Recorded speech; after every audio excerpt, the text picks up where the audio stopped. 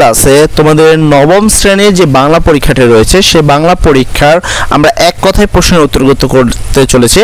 এছাড়াও বাকি সকল প্রশ্নপত্র, যেমন তোমরা রচনামূলক প্রশ্ন চাচ্ছ অথবা তোমরা সৃজনশীল প্রশ্নের উত্তরগুলো চাচ্ছ, তারা চলে যাও এই ভিডিওর ডেসক্রিপশনে। সেখানে গেলে একটা প্লেলিস্টের লিঙ্ক পাবা তোমরা। সেই লিঙ্কের মাধ্যমে তুমি তোমার বাংলা পরীক্ষার সকল প্রশ্নের সঠিক উত্তর পেয়ে যাবে। দেখবে আমরা ধারাবাহিকভাবে সকল প্রশ্নের উত্তরগুলো কিন্তু অলরেডি আপলোড করে দিয়েছি আমাদের এই চ্যানেলে।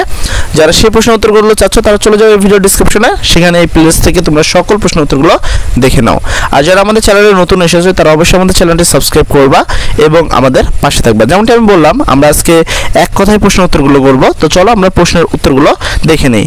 ও আরও একটি কথা, যারা এখান থেকে লিখতে পারছো না তারা অবশ্যই শেষ পর্যন্ত অপেক্ষা করবে। আমরা ভিডিওর শেষের দিকে তোমাদেরকে উত্তরগুলো আরও একবার দেখে দিব, তোমরা চাইলে সেখান থেকে স্ক্রিনশট দিয়ে কিন্তু নিতে পারো। তো চলো, তোমাদের 16 নম্বর প্রশ্ন ছিল সাহেব। সাহেব এখানে সরিয়া প্লাস সাহেব, বি সম্মানিত ব্যক্তি, এখানে ভুক্তি কোনটি? এখানে 16 নম্বর প্রশ্নের সঠিক উত্তর হবে সাহেব। এই সাহেব হলো ভুক্তি, অর্থাৎ এই প্রথমটা হলো তোমাদের ভুক্তি।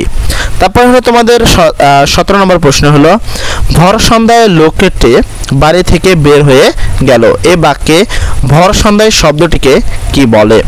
সেক্ষেত্রে 17 নম্বর প্রশ্নের সঠিক উত্তর হবে বিদেহের সম্প্রসারণ।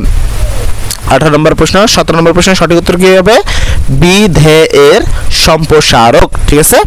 18 নম্বর প্রশ্নের উত্তর হবে মেট্রোতে ওঠার জন্য আমরা 2 নম্বর প্ল্যাটফর্মে দাঁড়ালাম, এ বাক্যে 2 নম্বর প্ল্যাটফর্মে কোন বর্গের উদাহরণ? সেক্ষেত্রে অবশ্যই এই 18 নম্বর প্রশ্নের উত্তর হবে হলো ক্রিয়া বিশেষণ। 18 নম্বর প্রশ্নের উত্তর কি হবে? ক্রিয়া বিশেষণ। 19 নম্বর প্রশ্ন হলো দারিদ্র বা দরিদ্র শব্দটির সঠিক উচ্চারণ লেখো। এই উত্তরটি আমরা অবশ্যই আমাদের ভিডিওর শেষের দিকে আরও ভালো করে দেবো। আমি আপাতত লিখে দেওয়ার চেষ্টা করছি, তোমরা বুঝে নিতে পারো কিনা দেখো। দয় তোমাদের প্রথম দিতে হবে দয় ও কার, রয় শিগর রি, ঠিক আছে। তারপর দেখতে হবে দ, তারপর হসন্ত, তারপর ওকার দিয়া র ফলা, দৌ রোগ ফলা ওকার। ঠিক আছে, এ হলো দারিদ্র এর সঠিক উচ্চারণ। তবে অবশ্যই আমরা আমাদের ভিডিওর শেষের দিকেও দেখে দেবো, তোমরা চাইলে সেখান থেকেও দেখে নিতে পারো।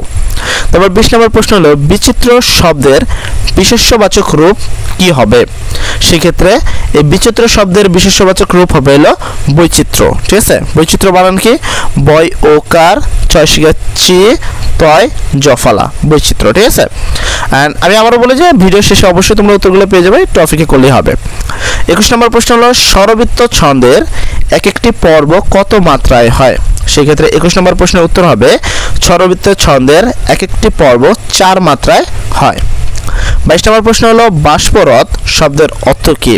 সেক্ষেত্রে 22 নম্বর প্রশ্নের সঠিক উত্তর হবে বাষ্পরথ শব্দের সঠিক অর্থ হলো রেলগাড়ি। 23 নম্বর প্রশ্নের উত্তর হলো স্মৃতিস্তম্ভ কবিতাটি বাংলাদেশের ইতিহাসের কোন ঘটনাকে অবলম্বন করে রচিত? সেক্ষেত্রে 23 নম্বর প্রশ্নের উত্তর হবে 52 ভাষা আন্দোলন। তারপর 24 নম্বর প্রশ্নের উত্তর হলো আমি কোনো আগন্তুক নই কবিতায় কবি নিজেকে কার চিরচেনা স্বজন বলেছেন? সেক্ষেত্রে 24 নম্বর প্রশ্নের উত্তর হবে কদম আলীর। ঠিক আছে, কার? কদম আলীর। তারপরে হলো 25 নম্বর প্রশ্ন হলো অলিখিত উপাখ্যান গল্পটি কোন প্রেক্ষাপটে লিখিত হয়েছে? সেক্ষেত্রে 25 নম্বর প্রশ্নের সঠিক উত্তর হবে উপনিবেশিক শাসনামলের প্রেক্ষাপট। তো চলো, আমি যেমনটা বলেছি এই প্রশ্নের উত্তরগুলো আমরা আরও একবার দেখে দিব। তো চলো আমরা সেখানে আরও একবার প্রশ্নের উত্তরগুলো দেখে দিই। তার আগে এই যে রচনামূলক প্রশ্ন, সংক্ষিপ্ত প্রশ্ন রয়েছে, রচনামূলক প্রশ্ন রয়েছে এবং তোমাদের সৃজনশীল প্রশ্ন রয়েছে, এই সকল প্রশ্নের সঠিক উত্তর পেতে হলে আমাদের এই চ্যানেলের ডিসক্রিপশনে চলে যাও। সেখানে গেলে তুমি একটা প্লেলিস্ট লিঙ্ক পাবা, তার মাধ্যমে তুমি তোমার সকল প্রশ্নের সঠিক উত্তর কিন্তু পেয়ে যাবা। তো চলো আমরা তোমাদের বাকি উত্তরগুলো আরও একবার দেখে দিই। যেমন আমি বলেছিলাম তোমাদের 16 নম্বর প্রশ্নের উত্তর হবে সাবেক, 17 নম্বর প্রশ্নের উত্তর হবে বিদেহের সম্প্রসারক, 18 নম্বর প্রশ্নের উত্তর হবে ক্রিয়া বিশেষণ, 19 নম্বর প্রশ্নের উত্তর হবে দারিদ্র, 20 নম্বর প্রশ্নের উত্তর হবে বৈচিত্র্য, 21 নম্বর প্রশ্নের উত্তর হলো 4, 22 নম্বর প্রশ্নের উত্তর হলো রেলগাড়ি, 23 নম্বর প্রশ্নের উত্তর হলো 52 ভাষা আন্দোলন, 24 নম্বর প্রশ্ন হলো কদম আলী, 25 নম্বর প্রশ্নের উত্তর হলো উপনিবেশিক শাসনামলের প্রেক্ষাপট। এই হলো তোমাদের সকল প্রশ্নের সঠিক উত্তর। যারা এখন পর্যন্ত আমাদের চ্যানেলে বহাল রয়েছে কিন্তু আমাদের চ্যানেলটি সাবস্ক্রাইব করবে, তারা অবশ্যই আমাদের এই চ্যানেলটি সাবস্ক্রাইব করে দিবা সর্বপ্রথম প্রশ্নের উত্তর পেতে, এবং বাকি সকল প্রশ্নের উত্তর পেতে চলে যাও আমাদের ভিডিও ডেসক্রিপশন লিঙ্কে। সেখানে গেলে তুমি একটা প্লেলিস্টের লিঙ্ক পাবা, সেখান থেকে তুমি তোমার সকল প্রশ্নের সঠিক উত্তর দেখে নিতে পারো। সর্বোপরি কথা, তোমরা সবাই ভালো থেকো। আসসালামু আলাইকুম।